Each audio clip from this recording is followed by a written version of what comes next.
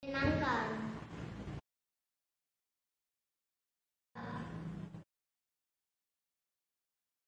Hobi saya menonton YouTube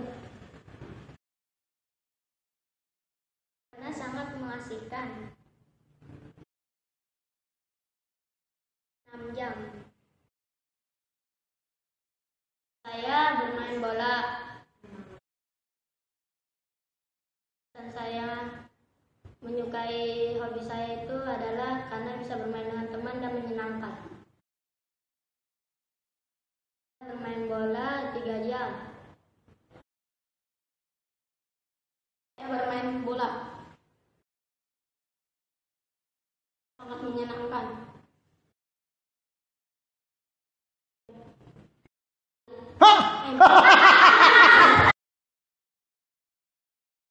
Saya main sepeda. Main sepeda itu lebih enak dan lebih gembira. Hari 3 jam. Mesir itu mulailah datang 7 tahun kelaparan seperti yang telah dikatakan Yusuf. Sementara itu, Yusuf telah menjadi mangku bumi di negeri itu. Dialah yang menjual gandum kepada seluruh rakyat negeri itu.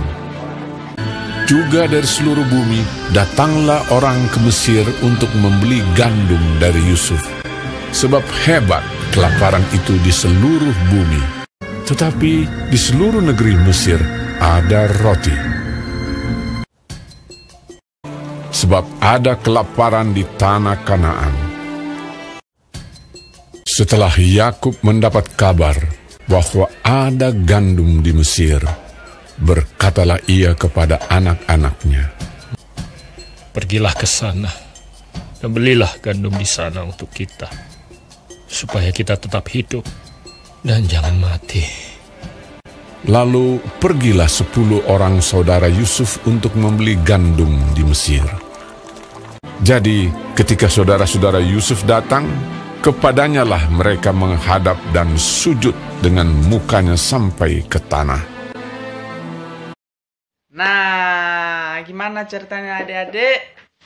Seru pastinya lah ya. Kita sudah mendengarkan video dari tentang kehidupan Yusuf, bahwa dia itu bisa meramal mimpi Firaun.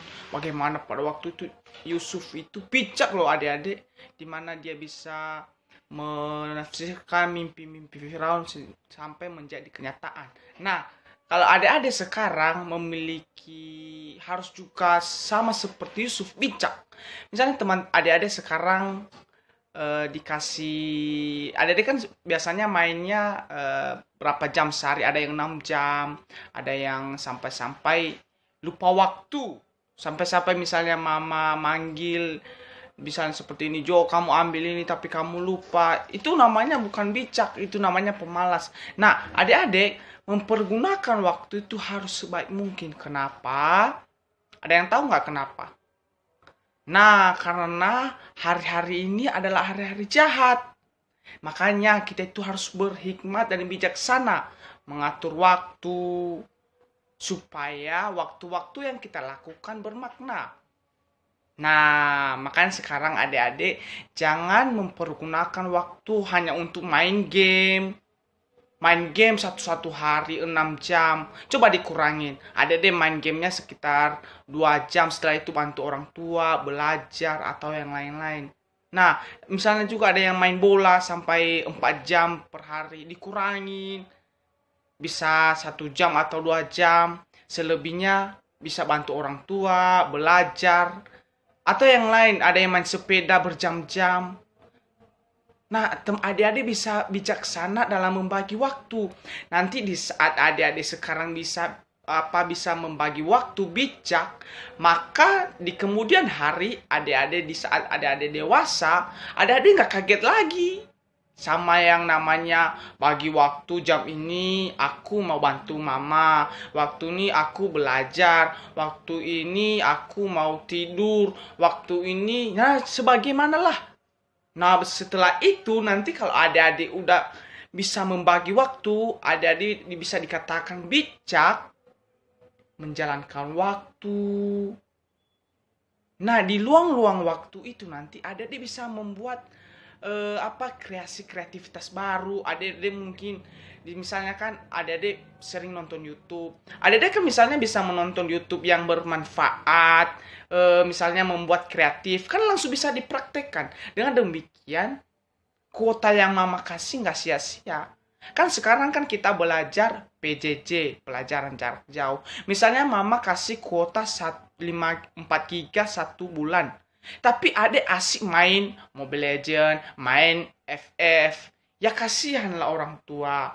Nah, demikian adik-adik harus bijak. Jangan menghabiskan kuota tersebut dengan hal-hal yang tidak berfaedah, tidak berguna. Sama seperti Yusuf, dia itu bijak. Makanya adik-adik itu bisa minta sama Tuhan, Tuhan, aku mau hikmat, aku mau kebijakan agar aku bisa membagi waktu dengan baik. Sehingga kalau adik terus berdoa, Tuhan akan mendengarkan doa-doa adik. Percayalah. Kuasa yang Tuhan kasih sama adik akan besar sekali. Nah, jadi sekarang adik-adik itu harus pintar bagi waktu, bijak bagi waktu. Jangan sembarangan pergunakan waktu yang ada. Jangan hanya asik main game, asik main sepeda, asik main lari-lari, asik main apalagi, lain sebagainya. Mending waktu-waktu yang luang-luang adik bisa bantu orang tua belajar dan lain sebagainya. Nah, kesimpulannya adik-adik, adik-adik itu harus mempergunakan waktu sebaik mungkin. Jangan main-main sama waktu. Kenapa? Karena nanti Tuhan tanya sama adik-adik, kamu lakuin apa waktu itu? Kenapa kamu nggak bijaksana? Kenapa kamu tidak mempergunakan waktu itu untuk belajar, untuk tidur, dan lain sebagainya. Karena Tuhan memberikan kepada kita waktu itu supaya kita pergunakan dengan baik. Bukannya menghabiskan waktu main game. Boleh main game, tapi jangan lama-lama. Misalnya kita main gamenya 6 jam. Ya dikurangilah adik-adik, 2 jam cukup. Main bola 4 jam per hari dikurangin. Jadi 1 jam, 2 jam boleh. Selebihnya lihat pekerjaan lain, belajar, tanggung jawab adik-adik itu belajar supaya pintar. Oke adik-adik, dengan demikian pesan dari kakak adalah bijaksana dalam membagi waktu. Oke, God bless ya. Bye. Ngasih kolektor di bawah sini ya, terima kasih. Teman yang memberi kolektor di bawah sini ya, terima kasih.